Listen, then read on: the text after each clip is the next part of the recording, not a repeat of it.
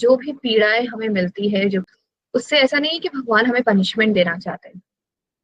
जब भी दुख प्राप्त होता है, प्रॉब्लम्स आती है लाइफ में, वो मेनली हमें कुछ समझाने के लिए, सिखाने के लिए और बदलने के लिए आती है। इसलिए स्कॉर्पियो राशि को हम राशि ऑफ ट्रांसफॉर्मेशन भी बोलते हैं। ऐसी राशि जो आपको बदलती है, आपको ट्रांसफॉर्म करती है, आपको एक नया व्यक्ति बनाती है।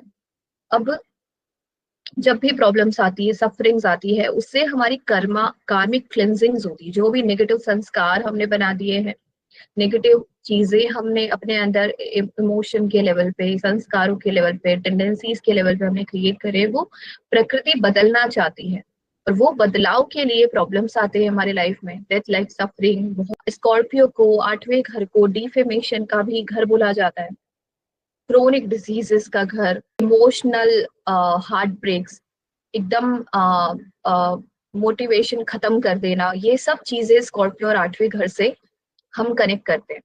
पर ये सारी चीजें, जितनी भी कैटेगरीज ऑफ तकलीफ है जीवन में, ये पनिशमेंट से ज्यादा ट्रांसफॉर्मेशन है। इसको आप भैरव यातना बोल सकते हो। काशी के अंदर आखिरी समय पे कैसे मुक्ति प्राप्त होती है, भैरव यातना से मुक्ति प्राप्त होती है। दैट मीन्स कि वहां जो काल भैरव है वो शमशान में ही बैठते हैं। तो उस शमशान में जब जलाया जाता है तो वहां पे स्वयं काल भैरव वो तारक मंत्र कान में बोलते हैं। और वो तारक मंत्र, तारक मतलब तार देना, भवसागर से बाहर निकल। व्हाट इज भवसागर? इस मटेरियल यूनिवर्स का एक सागर है, उसके अंदर सारे मटेरियल यूनिवर्सेस एक्सिस्ट करते हैं। उस सागर से बाहर ले जाने का काम है काल भैरव का। तो वो तारक मंत्र जैसे ही बोलते हैं, हमें हमारे सारे पास्ट लाइफ के जितने भी एक्सपीरियंसेस इस वर्ल्ड में हुए होंगे, हम जब तक इस मटेरियल वर्ल्ड में हमने ट्रैवल किया होगा, सब कुछ याद आ जाता है। और जब सब कुछ याद आ जाता है, हम नेचुरली विरक्त हो जाते हैं। प्राकृतिक है कि हम विरक्त हो जाएंगे। जब आपको अभी मोह में है क्योंकि एक ही माता पिता की मेमोरी है, एक ही बच्चों की मेमोरीज है, कुछ ही दोस्त, इसी जीवन की मेमोरीज है। अगर आपको पिछले 2-3 जीवन भी कोई याद दिला दे, तो आपको फीलिंग आ जाएगी कि ये क्या रिपीटेटिवली पेन एंड सफरिंग, और उससे प्राप्त क्या हो रहा है।